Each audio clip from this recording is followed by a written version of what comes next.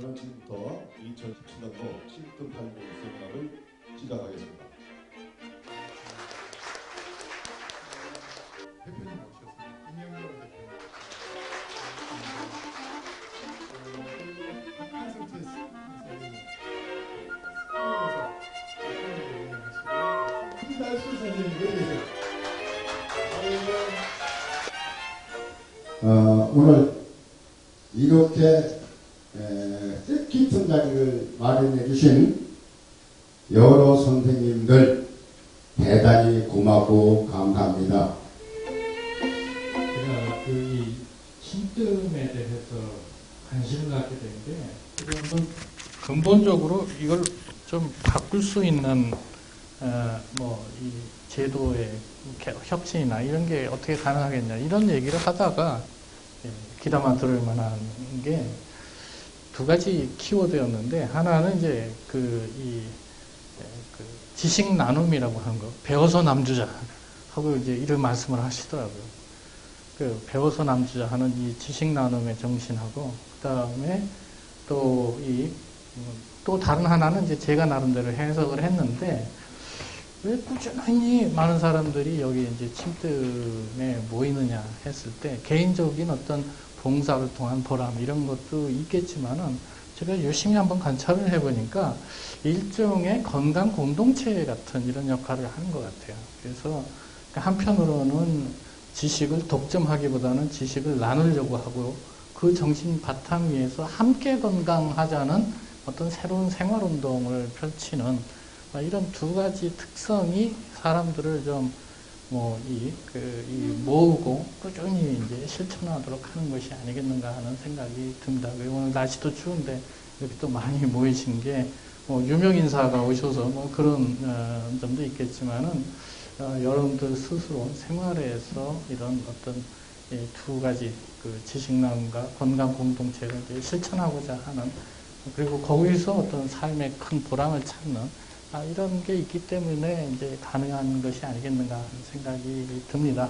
아마쪼록 여러분들 앞으로도 두 가지 실천을 열심히 하시고 다들 건강하게 사시기를 바라겠습니다. 감사합니다.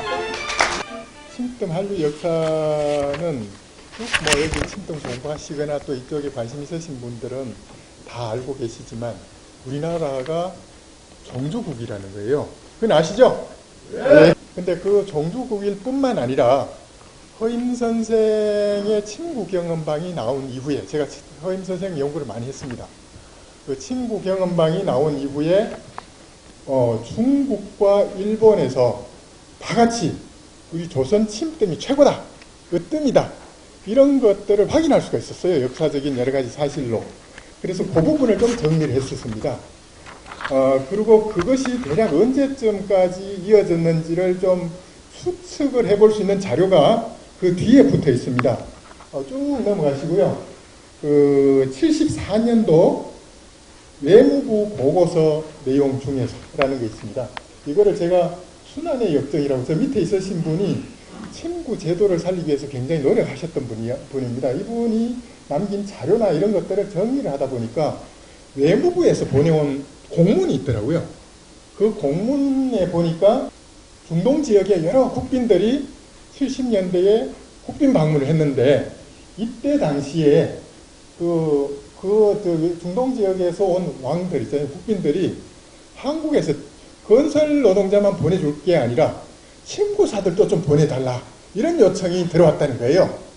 그런데 당장 그게 없으니까 이제 박정희 그때 당시 대통령이 방안을 연구를 지시를 하니까 외무부에서 급히 침술연합회 쪽으로 전화를 했나 봐요. 지금 침술연합회 회장님 계시죠? 아실 거라고 생각이 듭니다만은, 그래서 그때 당시 이우관 회장이 침술에 관한 현황 개요라는 문서를 만들어 가지고 보고를 했어요.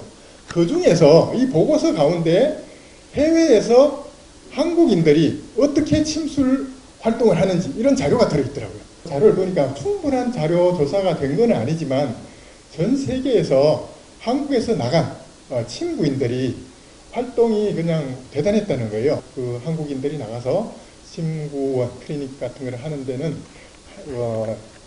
침을 맞으러 많은 사람들이 왔었다. 이런 기록들이 있어요. 그 다음 장 넘겨보시겠습니까? 여기도 중국 그때 당시엔 대만이죠. 대만 대표인 오해평이라는 사람이 63년도에 국제친구대회 때 침술의 본고장은 한국이다. 이렇게 얘기를 했답니다. 그래서 이제 여기까지 하고 제가 결론을 말씀을 드리면 다시 조선 침뜸을 어떤 만들어야 된다. 이런 겁니다. 그러니까 70년대까지만 해도 전 세계에서 한국 사람들이 침을 최고로 잘 놓는다. 이렇게 아마 알려져 있었던 것 같아요. 그때까지만 해도 조선 침뜸이 최고였는데, 그래서 이제 작년부터 이거를 단순히 국내에서만 침뜸 살리기 운동할 게 아니라 전 세계 우리 한국 친구인들이 어떤 활동을 하고 있는지를 좀 알아보자, 알고 그걸 조명을 해보자, 이런 의견들이 모아져가지고 오늘 이 자리를 만들게 됐습니다. 다시 우리나라 침뜸이 다시 으뜸이 될 수 있겠구나 라는 자신감이 생겼습니다. 왜냐하면 오늘 우선 발표하시는 분들 끝까지 쭉 들어보시면 그런 자신감이 생기실 거라고 생각이 듭니다. 오늘 발표해 주시려고 멀리서까지 오신 분들 박수 한번 쳐주시기 바랍니다. 특별 초청 강연을 부탁드리고자 합니다. 강연에 나서실 선생님은 우리 전서일 박사님으로, 전서일 교수님은 차이과대학 대체학 초대 만드셨을 때 원장을 장기 집권을 하셨던 분입니다. 현재는 도청에 있는 그런 힐링 병원에서 근무를 하고 계시는 분입니다. 정말 반갑습니다. 여기 계신 분들 이렇게 뵈면서 저랑 같은 동지라는 생각과 같은 배를 탄 이제 그런 가족들이라는 생각이 들어서 특별히 반갑게 느껴지고 또 여러분들 존경합니다. 그래서 또 이 회의를 이렇게 참석하신 여러분들 그런 의미에서 축하의 말씀도 드리고요. 그리고 우리 손중량 이사님은 중요한 마당을 많이 만드시는 분인데 그 중에 하나가 북한하고 우리하고 이제 합동으로 이제 제1회 이제 공동 학술 대회를 평양에서 했습니다. 근데 그것도 우리 손중량 이사가 그 자리를 마당을 깔았어요. 평양에다가. 또 한의학도 하고 또 서양의학도 하고 박사학위도 한의학 박사도 있고 서양의학의 박사학위도 있는 우리 고 박사님이 저 뒤에 앉아 계신데 또 대체학 박사도 이제 하셔서 또 한의계에서는 또 그런 분을 많이 이제 주도하시는 분이 또 이 자리에 참석하셨고 이렇게 상징적으로 이 모임이 수는 적어도 상당히 중요한 역할을 할 분들이라고 생각하고 또 세계 각국에서 활약하시는 분들이 이렇게 쭉 와서 또 이 활동 보고를 해주시니까 너무나 뜻깊고 또 앞으로 이제 기대되는 바가 큽니다. 저는 저 스스로가 그렇고 제가 취미가 있는 것도 그렇고 연구하는 것도 그렇고 침술학이에요. 전 침술학이 저의 하나의 주특기고 전문이고 그래서 평생을 이렇게 동서의학의 접목 통합의학에 대한 거를 일을 해왔고요. 그래서 그걸 파헤치기 위해서 공부하기 위해서 저는 이 학문적인 호기심이 많아서 많은 분야를 제가 전공을 했습니다. 의사 중에서도요. 아마 저처럼 많은 분야를 이렇게 이것저것 다 수련을 통해서 공부를 하고 저는 그랬어요. 그래서 예를 들면은 엉뚱하게도 다른 사람은 엉뚱하다고 그러지만 나는 뜻이 있어서 했는데 방사선도 전문을 했고요. 안과도 했고요. 가정의학도 했고요. 재활의학도 전문의로 했고요. 물론 이 대체의학, 통합의학도 다 했고요. 이제 그게 저의 이제 백그라운드입니다. 그래서 일단 제가 1960년대에 이제 미국에 가서 미국 생활을 한 25년 동안 있으면서 이제 그때 일어났던 내 주위에 있었던 그런 이 침술 활동이나 현황에 대해서 내가 체험하고 내가 했고 한 그런 얘기들을 좀 중심으로 얘기를 하겠습니다. 이미 얘기가 나온 얘기고 지금 손중량 이사께서도 말씀을 하셨지만 어느 뭐로 연구해 봐도 가장 정통성 있고 가장 진짜 백이 뿌리 깊은 그 침술의 뿌리는 결국 우리이고 아직도 가장 깊은 그런 이제 철학과 이해와 그 전통을 가지고 있는 것은 역시 한국이라는 생각이 저는 확신을 가지고 있어요. 그래서 원래 이 침술은 그 한국이 원조이고 그 아직도 정통성과 그 가장 깊은 이해는 우리 한국 사람들이 가지고 있다고 저는 생각을 하는데요. 그래서 아니 아직 요 그림 가지고 그럼 하면서 아까 그 슬라이드 나온 제목대로 그냥 그 얘기를 제가 커버하겠다는 뜻이고요. 여기서 이 글이 보시면 그 우리 일단 이래 해외에서 일을 하시는 분들이 같은 걸 느끼시겠지만 의학 자체에는 국경이 없어요.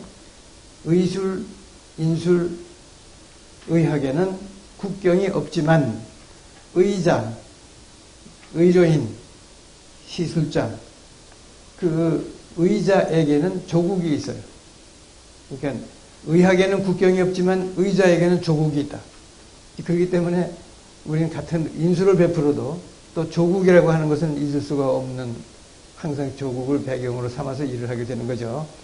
이제 그런데 이렇게 우리가 침술 그러면 동양 삼국을 늘 놓고 비교를 하게 되는데 이게 중요한 거는 여러 가지 근거가 이 침구의 시조가 한국이라는 증거는 여기저기서 문헌에 자꾸 나오니까 충분히 우리 학자들이 주장할 수가 있고요. 이게 예를 들면은 저 위에 이제 있는 그 돌침과 이 뼈침이 함경도 웅기에서 이제 발굴된 것이 1929년도인가 발굴된 것이 고고학적으로 연구하면 한 5천년은 됐다고 되어 있기 때문에 적어도 우리나라 땅에서 돌침, 골침을 쓴 것이 5천년은 됐다는 근거가 있고 또 문헌에 이쪽 북방, 동방에서 유래됐다는 그런 문헌에도 나오고 그리고 종합해보면 그게 결국 우리다, 한국이다 하는 얘기가 되는 거죠. 이제 그러다 보니까 그 얘기를 하게 되고 또 하나는 외국에서 활동을 하다 보면은 강의를 하고 나서 질문을 받아보면요. 제가 많이 받는 질문입니다. 이 침수를 한국에서도 하고 중국에서도 하고 일본에서도 하고 베트남에서도 하고 많은 데서 하는데 차이점이 있느냐? 한국이면 한국의 특별한 특수성, 한국만이 가지고 있는 뭐가 따로 있다면 무엇이냐? 이런 질문을 엄청 많이 받아요. 그러다 보면은 이게 바로 우리 한국의 침수의 특징이다 하는 걸 이렇게 내세워야 되고요. 그러다 보니까 이제 저는 우리 한국만이 가지고 있는 장점이나 특수성을 뽑아서 얘기할 수밖에 없죠. 이제 그래서 그런 거를 이제 제가 조금씩 열거하고 이제 하는데 그러다 보니까 당연히 그런 얘기를 하게 되죠. 우리가 5천년 전부터 우리가 골침, 석침을 이용했던 그 고고학적인 근거가 우리나라에 있다 하는 거하고 그 문헌에 우리에게서 시작이 됐다 하는 문헌도 있다는 거 이런 얘기와 그 다음에 이제 허준 선생님, 허임 선생님이 한 그런 거에 대한 것이 중국과 일본과 다르다 하는 거는 나는 지금 내세울 수가 없어요. 뭐가 다르다 하는 거는. 그러나 이렇게 위대한 업적을 남기신 거는 우리가 아는데 무엇이 다르다 하는 건 제가 좀 더 연구를 해야 되겠고요. 그러나 이제 한국적인 체질 침에 대한 거는 그래도 우리가 좀 다르다는 걸 얘기할 수가 있고 그 다음에 또 북한에서 김봉환 씨가 그래도 경락을 해박적으로 찾아냈다 하는 주장 자체, 그 연구 자체는 또 얘기를 이제 하게 되고요. 또 최근에 있는 아직 학계에서 다 인정을 하는 것도 아니지만 그러나 또 우리의 특수성을 나타내기 위해서 고려 수지침도 저는 꼭 얘기를 하게 되고 한국적인 걸 얘기를 하다 보니까 이제 그렇게 되는데요.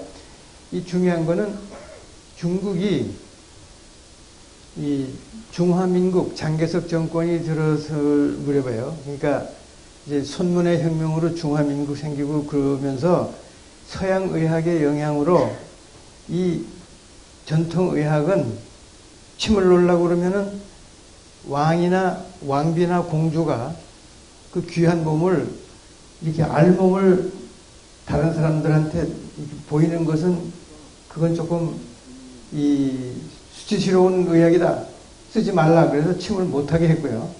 그래서 침을 못하고 그냥 약만 쓰다가 나중에는 서양의학이 더 보급이 되면서 이 한의학은 비과학적이고 이제 그런 또는 과학적인 근거가 부족하고 이러다 보니까 아예 쓰지 말라. 법적으로 못하게 했고 그래서 중국에서는 오히려 침과 약을 법적으로 못 쓰게 했던 것이 이 중화민국 정부였고요. 그래서 오히려 그냥 이 지하에서 활동하는 의학으로 되어버렸던 것이 오히려 중화민국의 그 의학의 실태였는데 서양의학만 하고 그러다가 이제 이 모택동 정권이 공산 정권이 들어서면서 그 다음에 환자 많고 돈은 없고 뭐 여러 가지 그런 문제 때문에 그 전통의학인 이 침구 같은 것을 쓰도록 그냥 아주 정책적으로 강력하게 이제 밀고 나가면서 100만인의 맨발의 의사 정책을 썼죠. 그래서 100만인의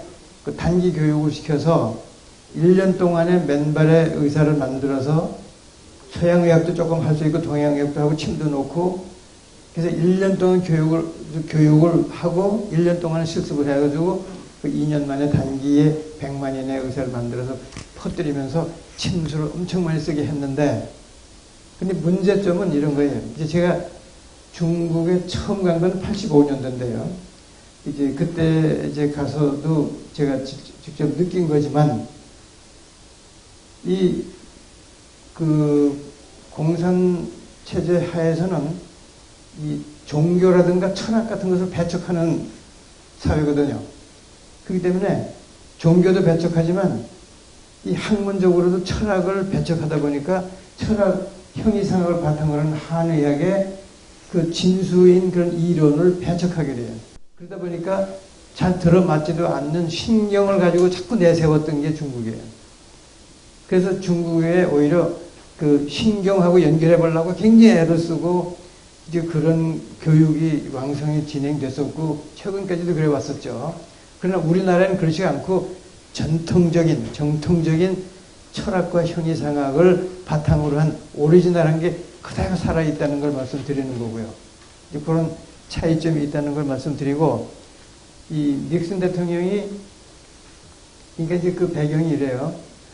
그 중국이라고 하는 나라가 땅덩어리도 크지만 인구가 세계 4분질이 있는데 그 나라가 바깥으로 공개도 안 되고 누가 들어가지도 못하고 진짜로 철의 장막 이 소련보다도 훨씬 더 심했죠. 이 중공이 거긴 아무도 들어가지도 못하고 나오지도 않고 그러면서 유엔에도 가입을 안 했기 때문에 유엔에 나와서 누가 대표도 얘기 안 하고 그 속에서 무슨 일이 일어나는지 모르는 그런 철의 장막 속에 궁금증이 있고 그럴 무렵에 처음으로 닉슨 대통령이 1972년도에 중공을 방문을 했어요. 그때 저는 뭐 미국에 있을 때니까 거기서 보니까 오히려 달에 이 사람을 착륙시키는 것보다 더 큰 사건으로 그냥 그 하나하나가 이제 그 생중계되면서 요란하게 이제 진행됐던 사건인데 그때 그런 정치적인 다 빼고 의학에 관계된 것을 제가 이제 경험한 거는 닉슨 대통령이 갈 때에 닉슨 대통령이 가기 전에 미리 그 방문한 그 방문단 중에 기자들이 있었고 그 다음에 같이 수행했던 의사들이 있고 그랬는데 특히 그 여기 밑에 나오는 그 제임스 그 레스턴이라고 하는 기자는 뉴욕 타임즈의 그 이제 부사장이면서 논설위원이었는데요. 유명한 분이잖아요. 아주 그 레스턴 기자가 몇 달 먼저 닉슨보다 먼저 중공에 가서 모든 걸 취재하고 이제 그랬는데 공교롭게도 중국에 가 있는 동안에 맹장염이 걸렸어요. 그래서 수술을 해야 되는데 그 수술을 하는 과정에서 중국 의사들이 우리는 이 침 마취로 이제 마취를 하는 게 있는데 침으로 마취를 하고 수술을 받겠느냐? 그랬더니 호기심은 많으면서도 믿을 수가 없고 안심이 안 되니까 너 침 마취를 안 하겠다. 그래서 그냥 일반 보통 그 마취로 수술을 받았어요. 그래서 수술은 끝난 다음에 수술 때문에 오는 통증의 치료는 침으로 맞겠다. 그래서 침을 맞아서 그 통증의 그 이 진통은 이 침울을 하면서 효율적으로 이제 됐어요. 그 경험을 이제 대대적으로 그 레스턴 기자가 이제 뉴욕 타임즈에다 내기했고, 그 다음에 그 닉슨 대통령 수행했던 의사들이 그 여러 가지를 보는 것 중에 놀라운 게 침술 마취였어요. 침으로 마취하는데 이 놀랍다고 생각하는 이유가 뭐냐면은 이 최고의 의사들이 과학적인 방법으로 모든 것을 그 자부하고 있는 의사들이 눈앞에 나타나는 현상을 보면서, 그것도 무슨 뭐 어떤 로컬 여기서 그냥 그 민속적인 뭐 그런 민간요법을 하는 게 아니라 대학병원에서 여기저기서 모든 병원에서 이 수술을 어떻게 침을 발가락 사이, 손가락 사이, 뭐 귀에다 좀 꽂고 그러고서는 막 째고 하는 거 보고서는 눈앞에 나타난 건 현실인데 설명도 안 되고 너무나 이건 상상을 할 수가 없는, 이론적으로 도대체 어떻게 이런 일이 일어나는지를 알 수가 없는 거죠. 그래서 이 사람들이 너무 놀라서 그 사건과 레스턴 기자 이런 분들이 뉴욕 타임즈 그다음에 방송에 이렇게 하다 보니까 도대체 이게 뭐냐. 그전에도 없었던 건 아니에요. 뭐 여기저기 차이나타운도 있고 다 있으면서 뭐 바늘을 찌르고 낳는 게 있다며, 그러면 그런 얘기를 하면은 사람들은 뭐 미국 사람들이 그렇잖아요. Yeah, that's interesting. 예, 그 재미있네. 이런 얘기지 심각하지 않았는데 이 사람들이 와서 이렇게 하다 보니까 이게 심각해진 거예요. 예, 그래서 그 제가 이제 85년도에 중공에 방문했을 때만 해도요, 중국 전체의 수술의 15%를 침술로 마취를 했었어요. 그만큼 15% 엄청난 건데 그 침술로 마취를 했었죠. 그래서 침술 마취다 그러니까 그냥 전 세계가 깜짝 놀라는 하나의 쇼크로 돼버린 거예요. 침술 마취가.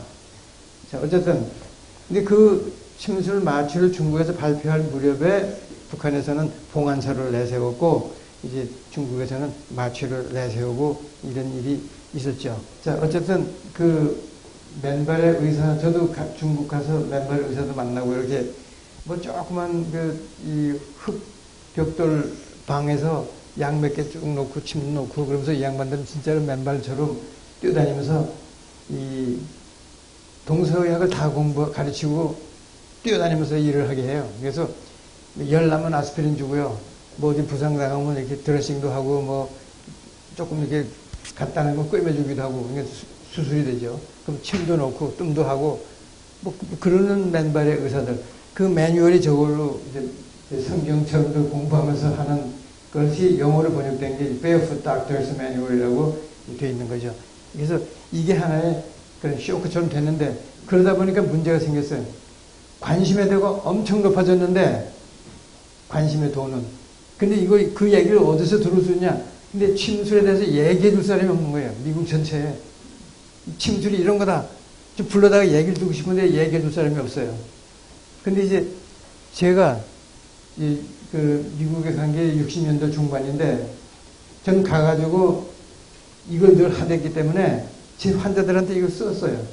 그 아큐펑처라는 단어도 잘 모르고 없었기 때문에 그냥 니들 세라피라고 난 얘기를 하면서 침을 했거든요.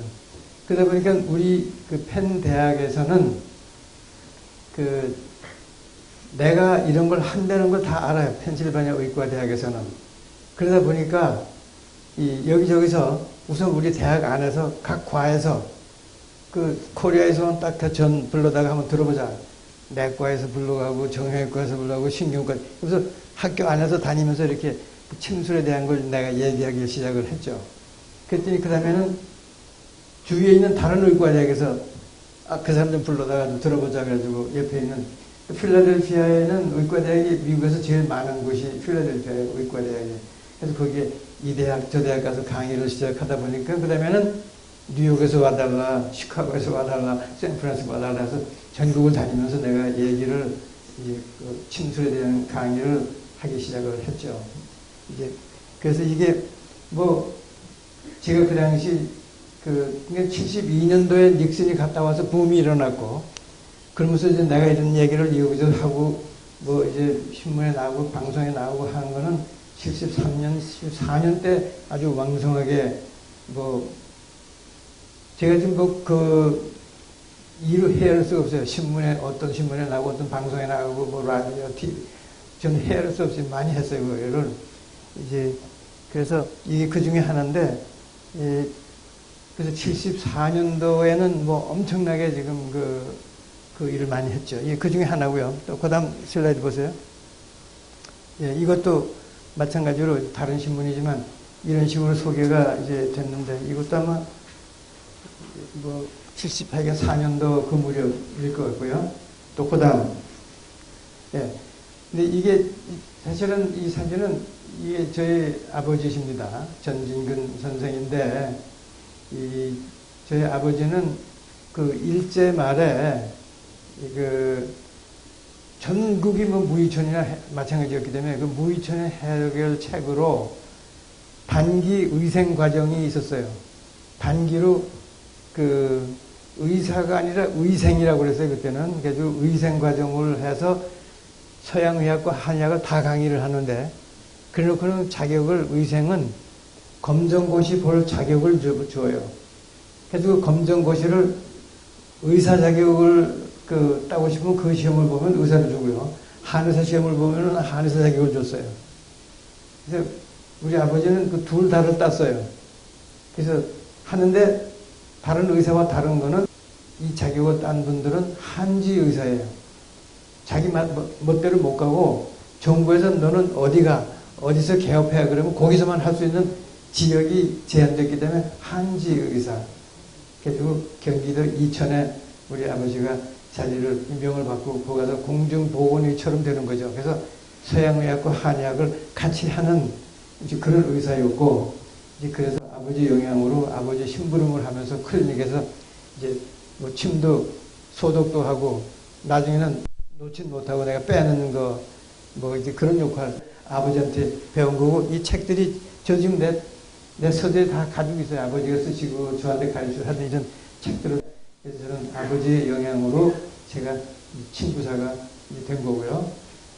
예, 참고로 제가 말씀드리는 거고 다음 슬라이드요. 조금 이따가 내가 이창빈 선생님에 대한 것도 내가 말씀을 드릴 텐데요.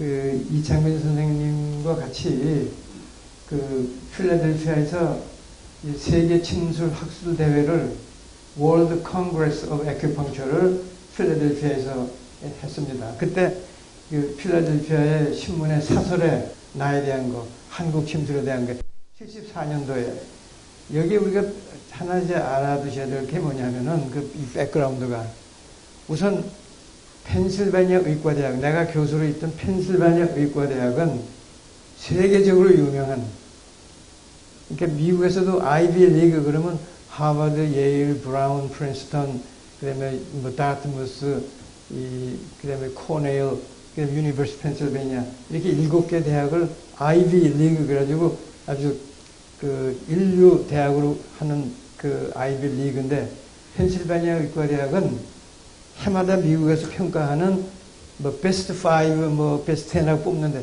늘 베스트 5 안에 들어가는 아주 세계적인 그런 대학이고 의과대학이고 대학병원이거든요. 근데 그런 대학에서 거기에 교수가 그 대학에서 스폰서 해주는 그런 세계 대회를 한다 그래 이런 것 때문에 그 학계에서도 인정을 받고 호응을 받고 전 세계 호응을 받은 거는 바로 그런 학교의 백그라운드가 있었던 거죠. 제가 다행스럽게 그 학교에 교수로 있었기 때문에 그런 학교의 힘을 받아서 전 세계 호응을 받았고 제가 1974년도에 그 월드 컨그레스를 할 때는 66개국에서 3,000명이 왔었어요. 우리나라에서도 이 친구사, 한의사 이런 분들이 300명이 왔었어요. 우리나라에서도. 그래서 이게 아마 침술 학술 대회는 아마 가장 큰 대회였던 걸로 저는 기억을 그렇게 하고 있어요. 그게 74년도였죠.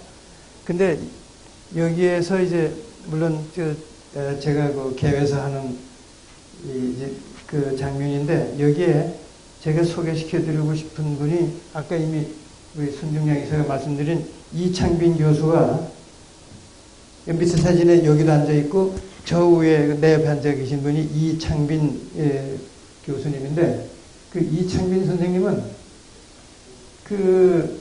이렇게 어떤 설화에 나오는 인물 같은 분이십니다. 그 이창빈 교수는 이제 이래요.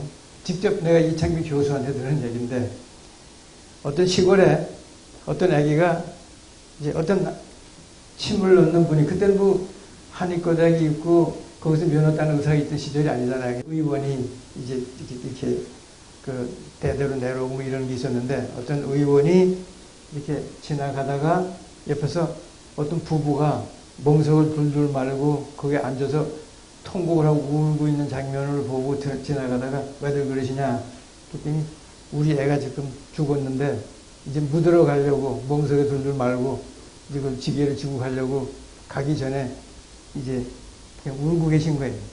그래서 애가 왜 죽었냐 그랬더니 글쎄 갑자기 이렇게 뭐 죽었다. 그래서 내가 한번 볼 수 있냐?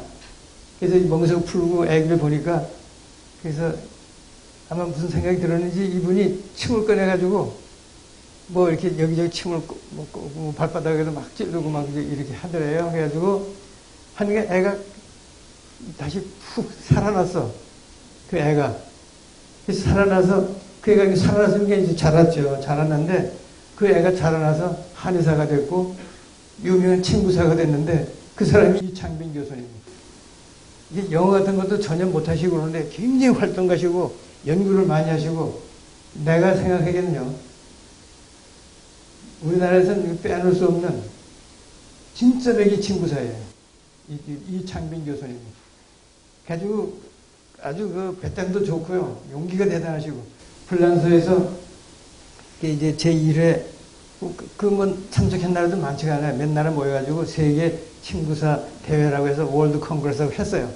거기서 하다가 이분이 참석해가지고, 이 다음번에는 내가 이걸 유치하겠다, 우리나라에서 하겠다, 그리고 제안을 하니까 다들 그래, 그래? 그럼 네가 한번 맡아서 해라. 그래가지고 이분이 그걸 맡아왔어요. 월드 컨그레스 내가 주최하겠다. 근데 맡아와가지고 이제 어떻게 했을지 모르는 거야. 왜냐면 우리나라가 지금 세계 대회를 할 준비가 그 당시 그게 준비가 안 돼 있었거든요. 이제 그 무렵에 저하고 컨택트가 됐어요. 저하고 컨택트가 돼가지고, 내가 그때는 미국에서 국제 침술 연구회, International Acupuncture Research Society를 가지고 있었고, 제가 회장을 하고 있었기 때문에, 그렇다고 그러면 나의 도움으로 같이 세계 대회를 하나 할 수 있지 않을까. 그래서 한국이 아니라 미국에서 이걸 월드 컨그레스 하자. 그래서 내가 우리 펜대학에 접촉했고, 펜대학이 오케이를 해줘서 우리 대학교 펜실바니아 의과대학이 스폰서 해주고, 그래서 이제 이창빈 교수님이 그 유치해온 월드 컨그레스를 제가 또 대회장이 돼가지고 그 펜실바니아 의과대학에서 이제 한 거예요. 나는 무슨 생각이 들었는가 하면은, 이렇게 침술로 이렇게 기적적인 치료를 한다 그러면 사람들이 그냥 재밌네, 아 그래? 뭐 이렇게 그렇게 하는 이런 것이 싫어요. 뭔가가 좀 이렇게 충격적이고 이렇게 뭐가 와 탁 닿는 그런 걸 보여주고 싶어서. 또 하나 이런 예가 있지 않습니까? 제가 미국에 갔더니 한국의 태권도를 하고 싶은데 그 태권도 우리 전문가들이 일본의 가라데한테 밀려가지고요. 일본 가라데는 다 아는데 태권도는 뭔지 몰라요. 그래서 아무리 태권도라고 그래봐도 누가 알지도 않고 학원에서 애들이 오는 것도 문제가 있기 때문에 할 수 없이 한국의 태권도 도장을 전부 코리안 가라데 그러고 시작했어요. 코리안 가라데. 그러면 아 그렇구나 하고도 많이 왔는데, 나중에 한국의 태권도 이 전문가들이 이게 일본의 그 가라데라는 말을 쓰는 거 참 좀 자존심 상한다. 되든 안 되든 한번 우리 밀어붙여보자. 해가지고 이름을 코리안 태권도, 그리고 도장을 전부 태권도 하고 하기 시작했더니, 나중에 점점 태권도가 더 알려지면서 이제는 미국에 태권도를 훨씬 더 알고 그러지 가라데 잘 몰라요. 태권도에 그렇게 올라갔는데, 제가 분석해보니까 이런 차이가 있었어요.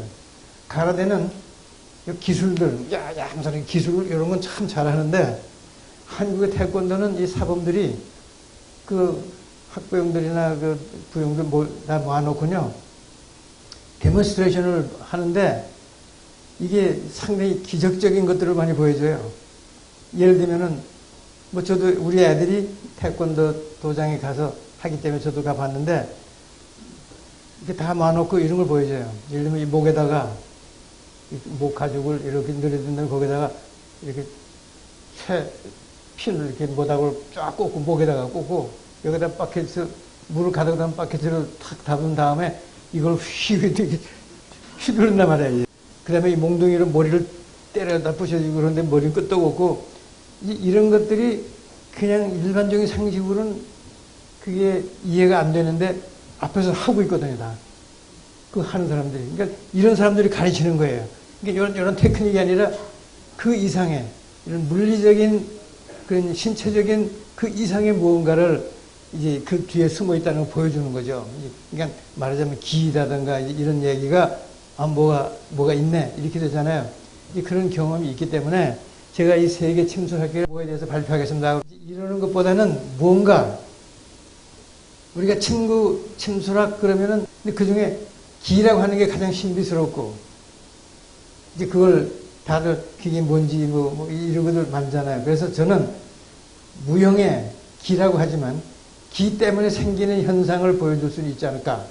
우리가 전기라는 자체는 우리가 모르죠. 만져지지도 않고. 그러나 전기 때문에 생기는 건 이렇게 나타나거든요. 불로도 나타나고 열로도 나타나고. 생기는 현상은 여러 가지가 나타나거든요. 그걸 보여주고 싶다. 나는 그런 생각에서 한국에서 찾았어요. 한국의 청산거사라는 그 한국 국선도에 그런 마스터가 한 분 계시다. 그래서 제가 수소문 해가지고 더구나 또 이창민 교수를 통해서 이렇게 알아가지고 그 청산거사 컨택트가 되고 그래서 청산거사를 모시고 와서 우리 집에 머물면서 같이 지냈어요. 청산거사. 근데 뭘 좀 보여달라. 기라는 거 바위를 부신다든가 뭐 이런 쇠로 휜다든가 그런 걸 유치하게 뭐 그런 걸 유치한 거 해달라. 그래서 이제 그걸 뭐 병을 예를 들면 코카콜라 병 같은 거 겨드랑이에 탁 끼고서 이렇게 하면 부시시 부서지고요. 이렇게 굵은 철봉대 같은 쇠를 그냥 몇 가락 좀 휘어요. 그렇게 하시는 분이에요. 그리고 이제 이런 굵은 쇠로 여기 그 피부를 내가 잡고 있었으니까 내가 알죠. 그러면은 푹 찔러가지고 밧줄로 소나타 사이즈의 차 2대를 연결해가지고 그걸 잡아 끌어요. 우린 그냥 뭐 차력 그러지만 차력이 우리가 보고 저건 차력 그러지만 차력이 왜 되는지 우리가 과학적으로 설명해야 되잖아요. 그게. 그러니까 그런 걸 유치하지만 좀 보여달라 해서 그럼 좋다. 저분이 청산거사예요. 한복을 입은 분이 청산거사고 그 이쪽 그 청산거사 옆에 여기 이분이 이창빈 교수고 이 청산거사고요. 청산거사 지금 하고 저 위에도 이창빈 교수가 앉아있는데 그래서 우리 친구로 하는 분들이 잊어서는 안 될 분이 이창빈 교수님이에요. 그래서 경희대학 한의과대학이 생겨가지고 첫 번째 친구과 과장을 하셨고요. 그래가지고 책도 쓰셨는데 이렇게 전부 프린트가 인쇄가 된 게 아니고 손으로 쓰신 책을 그 첫 번째 교과서로 쓰신 분이 그 이창빈 교수고 이건 잊어서는 안 되는 위대한 친구사가 우리 이창빈 교수고 그래서 이 청산거사가 와가지고 그 위대한 기의 현상을 그 전 세계에서 모인 그 수천 명에게 보여주고 해서 한 아주 또 큰 공헌을 했다고 제가 볼 수 있어요. 이게 청산거사. 이게 바로 그런 장면들이죠. 네, 그 다음 슬라이드. 그 다음. 예. 그 다음에 이거는 또 세계대회를 우리가 마닐라에서 했거든요. 그래서 이건 마닐라에서 하는 이 장면이고요. 그래가지고 이 마닐라에서 할 때는 여긴 그분의 사진이 안 나오는가 그 당시는요 베트남 계통의 구엔 반기라고 하는 그 노인 침구사가 의사인데 침을 많이 하시는 분이고 이 침으로 마취를 많이 잘 하시는 분이에요. 그분이 이제 불란서 가지고 이제 그쪽에 불란서 시민이 되고 그런 분이지만 그분 중심으로 유럽에서는 친구가 쫙 퍼졌어요. 구엔 반기를 통해서 불란서로 그다음에 이태리로 영국으로 독일로 쫙 퍼진 게 그 Father of Acupuncture in Europe 그게 바로 구엔 반기죠. 그분도 여기 참석을 해서 제가 그 구엔 반기 그분하고 그다음에 저 위에 나랑 같이 마닐라 미국에서 간 분이 마취과 의사인데 미국 의사인데도 불구하고 침으로 아주 저분은 생전에 계신 분이에요. 저분은 나랑 같이 마닐라에 갈 때 벌써 침으로 마취를 한 100케이스 이상 한 분이에요. 미국 사람인데 침 마취로 수술을 100개 이상을 하신 분인데 나랑 같이 가서 그 필리핀 그 마닐라에서 수술방 2개를 만들어 놓고 생방송으로 수술을 했어요. 하나는 그 블란세 웬 뱅기, 하나는 저 알빈 게어리 두 사람이 수술을 하는 장면을 생방송으로 하는 그런 건데, 그 다음 슬라이드요. 예, 그래가지고 저는 뭐 가서 닉슨이 중공에 갔다 오기 전에도 나는 침을 했기 때문에 그 주위에서는 아는데, 그 다음에 이제 이제 닉슨 중국 방문 이후로 요구가 많아져서 그 다음에 각 대학으로 다니면서 교육하고 가르치기 시작하면서 그때는 이제 학생들한테 이제 하는데, 아마도 미국에서 의과대학에서 이제 정식으로 이 침수학 강의한 건 제가 처음일 거예요. 왜냐면 내가 알기에 아무도 없었거든요. 그 전에 하는 데는 아무 데도 없었고, 제가 제일 먼저 정식으로 그 에큐펑처 클리닉도 만들고, 그래서 그 에큐펑처 클리닉 하는 것이 돼 있었고, 제가 디렉터로 일했고, 그 다음에 학생들한테 침술 강의를 이제 했어요. 그래서 이게 이제 그런 이제 장면이고, 그 다음에 이거와 동시에 뭐 제도화 뭐 그런 것이 같이 엮이는데요. 뭐 그 다음 슬라이드 보시면서 다음 슬라이드요. 예, 이것도 뭐 한 페이지를 내가 저렇게 좀 따본 건데, 이번에 뭐 우리 순중양 이사께서 가지고 있는 자료 혹시 있으면 좀 찾아보라 그래서 일부러 며칠 전에 막 찾아가지고 좀 있는 거 뽑아서 했는데, 그 중에 하나도 이게 나오는데, 이게 이제 펜실베니아 대학교의 총장께서 이렇게 펜실베니아 대학 홍보물에 이렇게 우리는 이렇게 앞서가는 대학이다 하는 걸 이렇게 알리면서 제가 그 침술 그 강의도 하고 하는 장면을 그걸 내세워가지고 우리는 이렇게 앞서가는 대학이다 뭐 이런 걸 이제 내세웠죠. 그러니까 이게 다 74년도 뭐 4, 5년도 그 무렵이에요. 그래서 이게 그 장면이고, 그 다음 슬라이드요. 예. 그 다음에 이 미국의 이 의과대학의 이런 텍스트북, 교과서에 침술의 챕터가 정식으로 들어가는 것도 제가 알기에는 이게 처음일 거예요. 제가 쓴 그 심장내과 교과서에 이 침술로, 이건 침술에 대한, 심장에 대한 교과서이기 때문에 심장에 대한 침술 치료에 대한 거를 국한됐지만, 그걸 정식으로 그 챕터에 들어가는 건 처음이에요. 그래서 이 책을 제가 그 한 챕터를 이제 맡아서 처음으로 이제 침술 소개를 한 거고요. 다음 슬라이드요. 예, 그 다음에 또 74년도에 일부 소그룹이죠 모여서 침술 학회를 만들기 시작해가지고 그때부터 학회 활동을 했고요. 다음에 그래서 이 잡지가 상당히 부실하지만 그래도 국제 침술 연구회 잡지가 하나 이쪽에 시작이 돼서 하다가, 그다음에 그 국제 침술 연구회가 세계 침술 학회로 바뀌면서 잡지도 바뀌어가지고 인터내셔널 저널 오브 에큐펑처라고 이제 잡지 이름도 바뀌었고, 이제 물론 제가 그때 세계 학회 회장이었기 때문에 회장도 하고 그 잡지의 편집장도 하면서 이 잡지를 냈는데, 그 중에 하나가 이거는 이제 그 안에 그 편집위원들이 국제적으로 각 나라의 다 대표들이 편집위원으로 들어가 있었고요. 또 그다음 슬라이드 보세요. 예, 이게 또 거기에 이제 제가 한국의 침술을 별도로 따로 소개했죠. 처음에 그 잡지를 만들면서 이렇게 이제 한국의 침술을 해놓고, 역시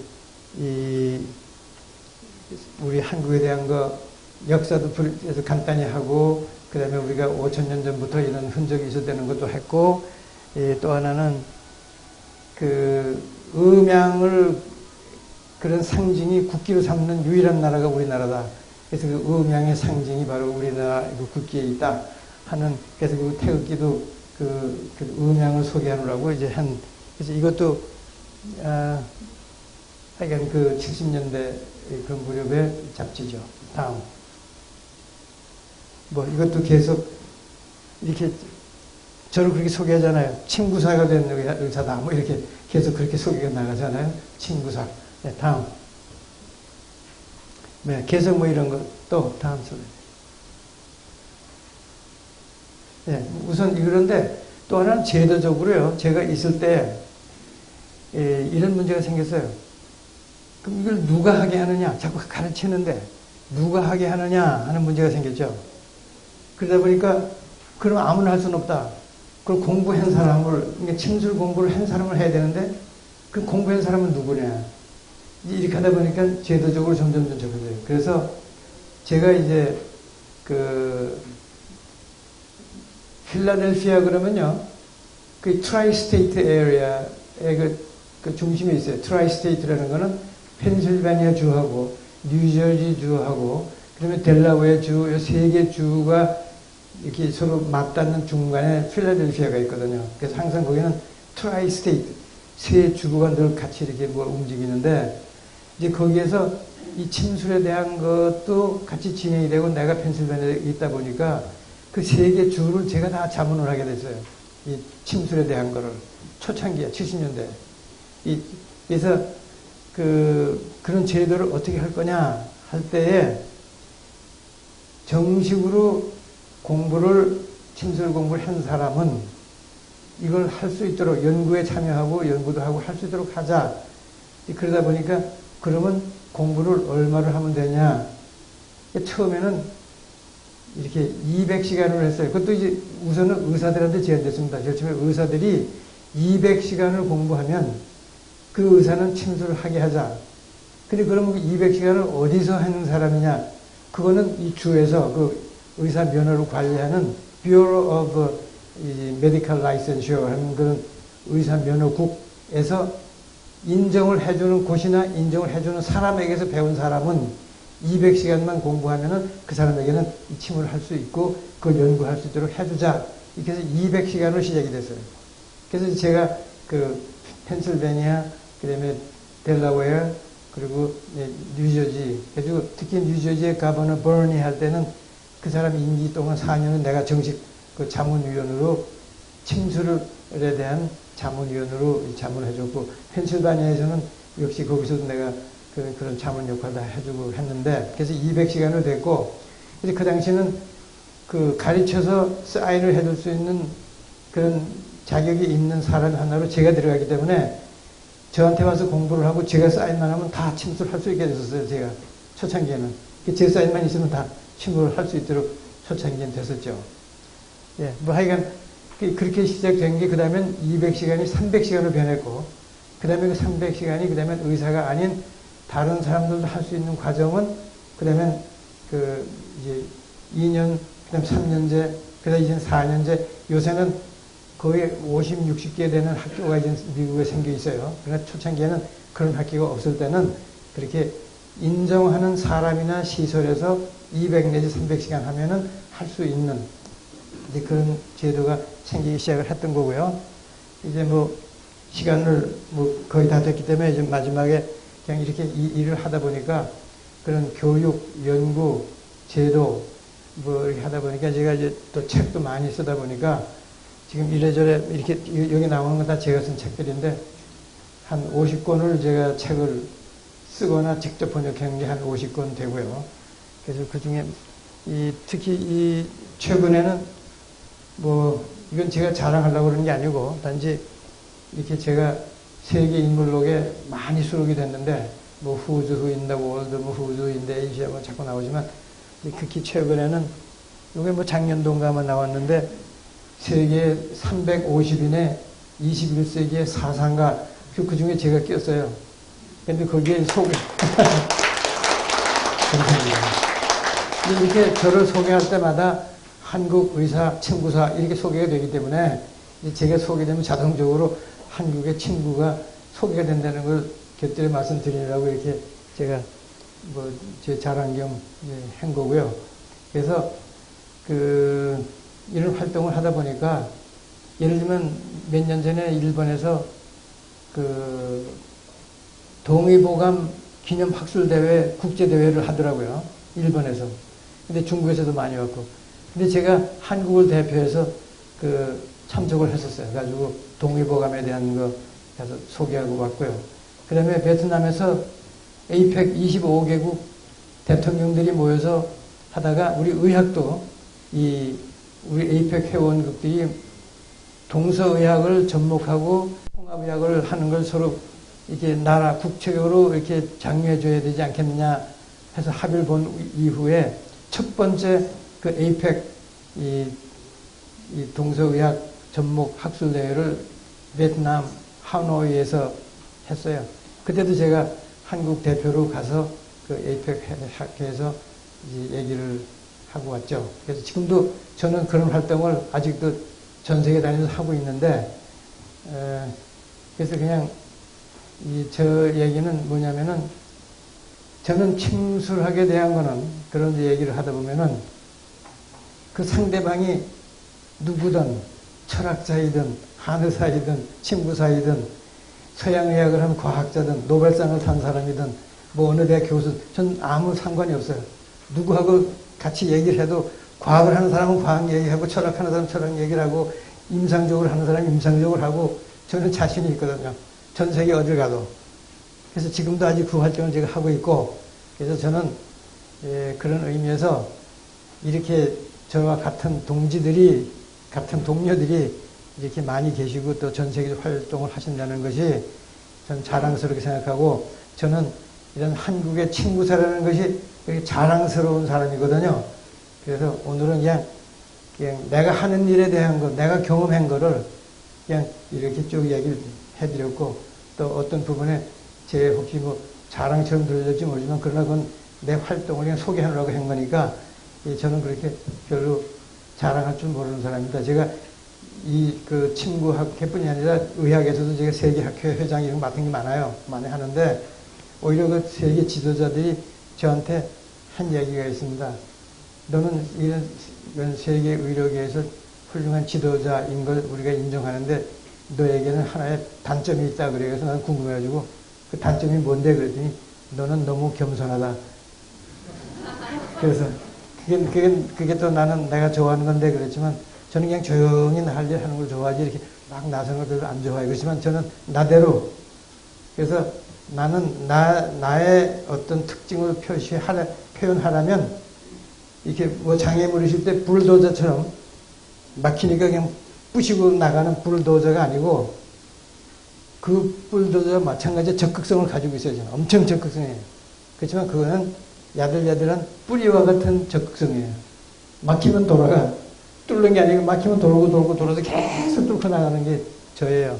그래서 이런 바위도 틈새 이런 뿌리가 가면 다시 쩍쩍 갈라지잖아요. 그러니까 저는 평생을 이렇게 계속 뿌리와 같이 끊이지 않고 파고 들어가요. 지금도 마찬가지예요. 지금도. 그러니까 여기도 뭐 저의 뭐 선배 되시는 분들도 여기 뭐 계시지만 제가 금년에 82살이거든요. 그렇지만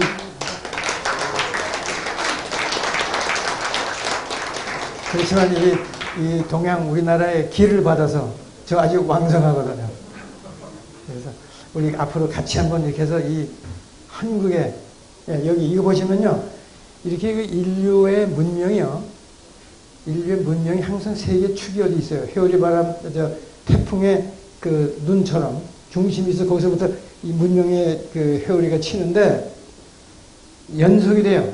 바로 인접으로 옮겨가요. 회오리바람처럼 이렇게 옮겨가는데 그래서 저쪽에 메소포타미아, 바빌로니아 쪽에 그쪽 그 나일 문화 하는 그쪽이 그 회오리바람 태풍의 눈처럼 시작이 돼가지고 이 문명의 축이 쭉 옮겨오는데 저쪽 끝에 그 바빌로니아 거기서부터 그 다음에는 어디로 옮겨가는가 하면 페르시아 문명으로 이 터키의 그쪽 페르시아 문명으로 갔다가 거기서 그 다음에 그리크 문명으로 옮겨가고 그 다음에 이탈리아 로마 문명으로 옮겨갔다가 거기서 스페인 포르투갈로 해서 그 대서양을 전부 점령하는 해양을 점령하는 포르투갈 스페인으로 갔다가 그 다음에 네덜란드에서 그 중심인 역할을 하다가 그 다음에 영국이 이렇게 보니까 저놈만 이기면 우리가 1등 되겠네 해서 네덜란드를 이긴 영국이 세계를 지배하다가 그 다음에 그것이 미국으로 건너가죠.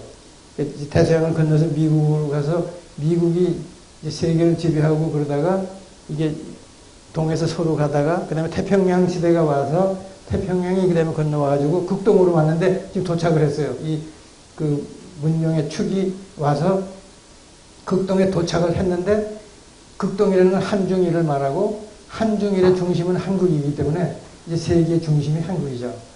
그러니까 이제 역사의 축도 그렇게 되고 예언도 그러고 모든 게.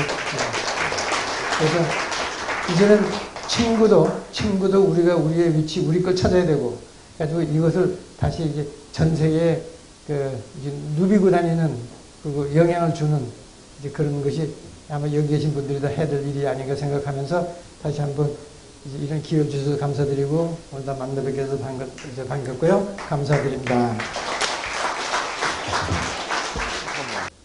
잠깐 쉬는 시간을 좀 갖겠습니다.